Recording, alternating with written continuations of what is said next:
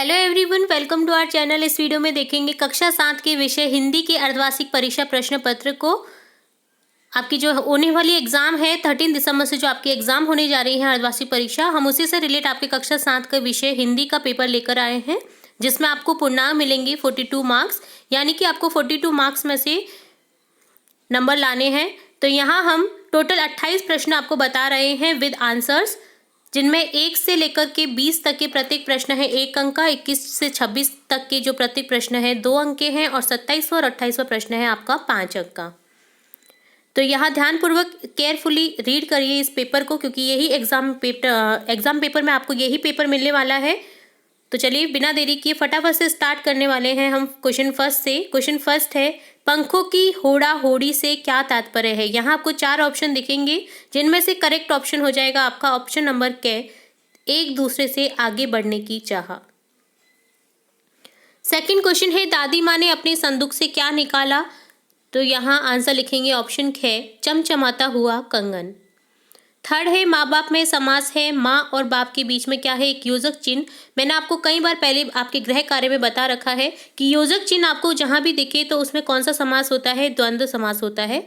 तो यहाँ क्या आंसर हो जाएगा आपका ऑप्शन खे, द्वंद्व समास। माँ और बाप दोनों ही शब्द यहाँ महत्वपूर्ण होते हैं, जिनके बीच में आपको योजक चिन्ह देखने को मिलता है।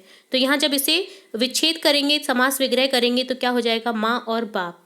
ठीक है, तो ये कौन सा समास का एग्जाम्पल है, द्वंद्व समास। फोर्थ क्वेश्चन है, एनीमिया होने का कारण है। एनीमिया होने का कारण कब होता है। तो यहाँ आ जाएगा आंसर पौष्टिक आहार की कमी। ऑप्शन के को करेक्ट कर देंगे। फिफ्थ क्वेश्चन है, एक्सीडेंट शब्द का हिंदी अर्थ है। एक्सीडेंट का अर्थ होता है दुर्घटना। ऑप्शन खे को करेक्ट कर देंगे। सिक्स्थ क्वेश्चन है, शाम एक किसान कविता में किस मौसम का वर्णन किया है। तो शाम एक किसान में वर्णन किया है जाड़ी के मौसम का। तो यहाँ ऑप्शन खे को करेक्ट कर देंगे।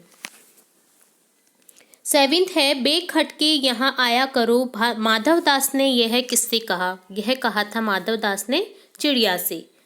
ऑप्शन कै को करेक्ट कर देंगे। अपूर्व अनुभव किस भाषा में लिखी कहानी है। तो यहाँ आंसर लिखेंगे जापानी भाषा में। नाइन्थ क्वेश्चन है, निम्नलिखित में से कौन सा शब्द आना प्रत्यय से मिलकर बना है। आना से बना है यहाँ घर, धन, आना, घराना। ऑप्शन कै को करेक्ट कर देंगे।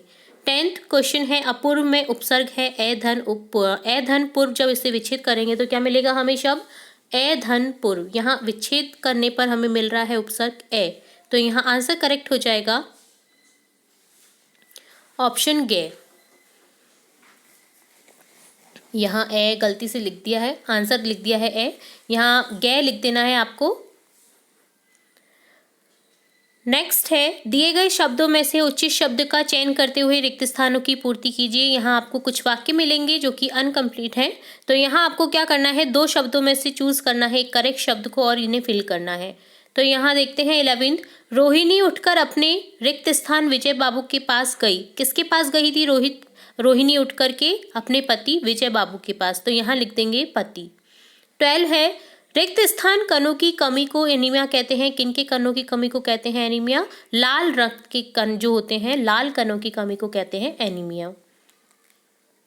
13 क्वेश्चन है, घुटनों पर रखी एक चादर सी रिक्त स्थान को कहा गया है। क्या कहा गया है, घुटनों पर रखी एक चादर सी, नदी को कहा गया है। तो यहाँ नदी लिख देंगे। 14 है, यासुकी चांद तोतो चांद का ब्लैंक से ग्रसित मित्र था। किससे ग्रसित था, पोलियो। यासुकी चांद तोतो चांद का पोलियो से ग्रसित मित्र था। 15 है, पक्षी रेगिस्तान की ऊंची फुनगी पर झूलने का सपना देखते हैं। तो यहाँ आंसर आ जाएगा आपका पेड़। पक्षी पेड़ की ऊंची फुनगी पर झूलने का सपना देखते हैं। नेक्स्ट आपको मिलेगा यहाँ सत्य असत्य कथन की पहचान कीजिए। आपको 16 to 20 कथन दिए जाएंगे, जिनमें आपको बताना है कि वह कथन असत्य हैं या सत्य हैं। 16 क्वेश्चन है, पक्षियों की अभिलाषा आकाश की ऊंचाइयां पाने की है। क्या सी अभिलाषा है पक्षियों की, सत्य। तो यहाँ लिख देंगे, और जो आंसर लिखेंगे आप सत्य लिख देंगे, क्योंकि ये कथन सत्य है, पक्षियों की अभिलाषा आकाश की ऊंचाइयां पाने की है। 17 है, हिमालय की बेटियां पाठ में लेखक ने हिमालय से निकलने वाली नदियों के बारे में बताया है।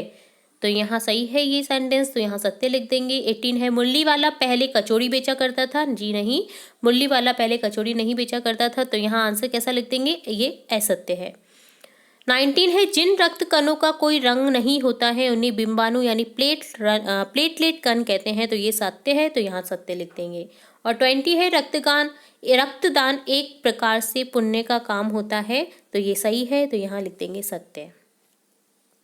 नेक्स्ट आपको मिलेगा दिए गए गद्यांश को पढ़ करके पूछे गए प्रश्नों के उत्तर दीजिए। आपको एक रीड गद्यांश यानी आपके पाठ्य पुस्तक में से ही गद्यांश मिलने वाला है, जिससे रिलेट आपसे कोई क्वेश्चन पूछे जाएंगे जिनके आंसर करने हैं। तो गद्यांश है, लाल रक्त कण बनावट में बालूशाही की तरह होते हैं, गोल और दोनों तरफ अवतल यानी बीच में दबे हुए। रक्त की एक बूंद में इनकी संख्या लाखों में होती है।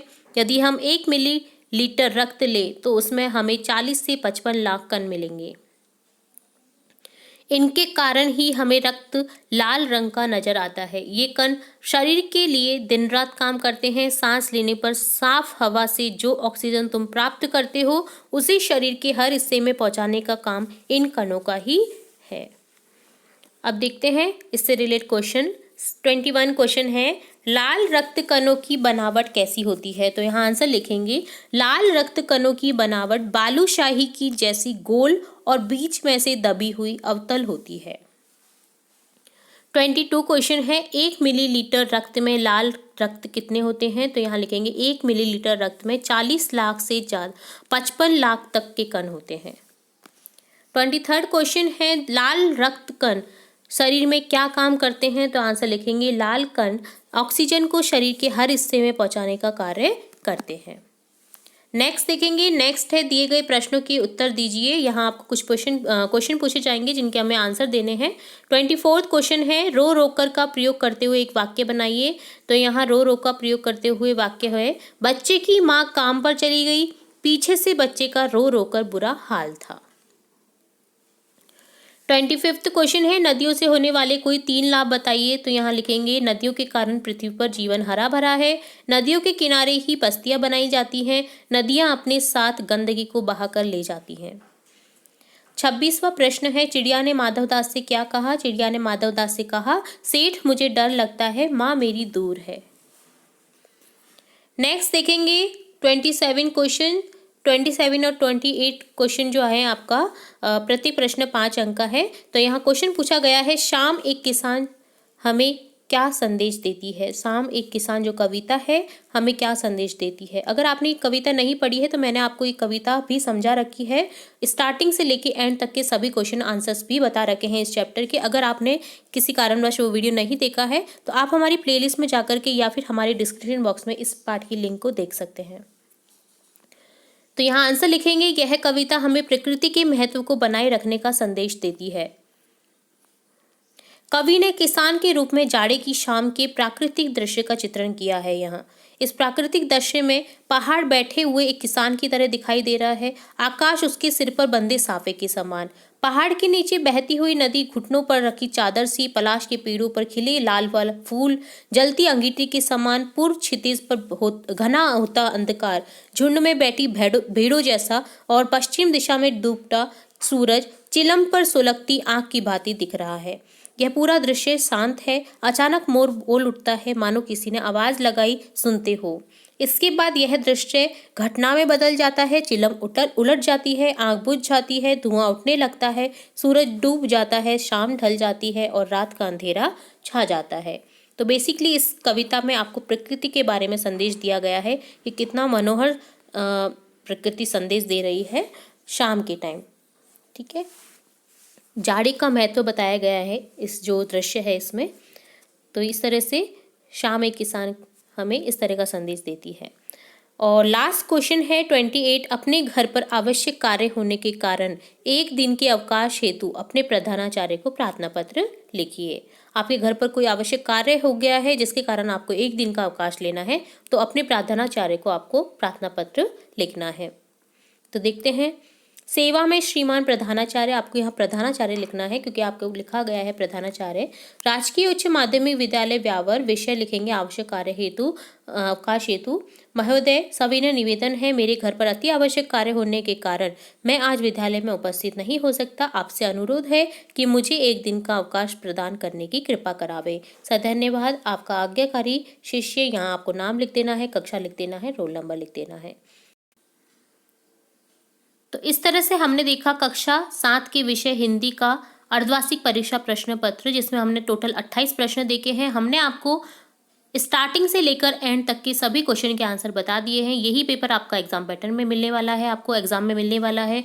तो हमें उम्मीद है आपको पूरा समझ आया होगा और इस पेपर को आप करके आएंगे अपने एग्जाम में, ताकि आपके पूर्णांक जो हैं 42 में से 42 अंक आपको प्राप्त हो। तो हमारे चैनल की तरफ से आपको आपकी आने वाली एग्जाम्स के लिए बहुत बहुत शुभकामनाएं। इसी तरह हम आपकी कक्षा से रिलेट और भी इंपॉर्टेंट वीडियोस देखते रहेंगे, तो जुड़े रहिए हमारे चैनल के साथ। वीडियो को पूरा देखने के लिए धन्यवाद।